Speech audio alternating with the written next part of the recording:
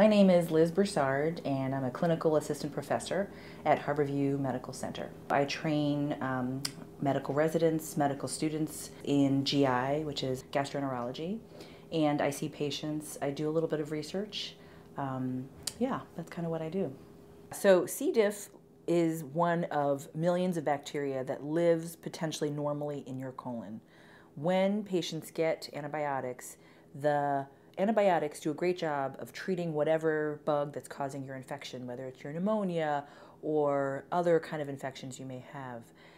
And it also does a great job of killing almost a lot of those bacteria that live in your gut, that are normally there working, doing their thing. When those bacteria get killed off, C. diff has a chance to kind of grow up and become more alive and active in the colon. What that means is there's an imbalance, and C. diff is too much and all your other good bacteria is too low. Our goal is really to shift the balance and increase the good bacteria so the C. diff doesn't have a chance to rise up. So we take bacteria in the form of poop from a healthy donor and just put it back into a diseased patient. And the hope is the bacteria will find a new home in that colon and result in health for the patient.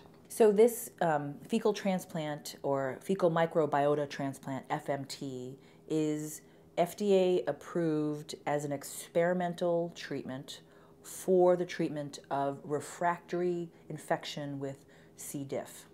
There are other diseases that are investigational only, and those are other diseases of the colon. So things like inflammatory bowel disease, ulcerative colitis, Crohn's disease, all those are in active clinical trials to see whether there'll be benefit by changing that bacteria balance again. These people that come to see me have had this diarrhea for, 6 months, a year, 2 years. And it's diarrhea that is 10, 15, 20 bowel movements a day. They can't go to work, they can't sleep. Their lives are completely dominated by this diarrhea. And when we do this procedure, about 90% of them, the diarrhea goes away. They go back to their lives. They're able to do everything they used to be able to do. And for me, that's the best part of that, is the fact that we make a huge difference in the lives of these people that have this infection.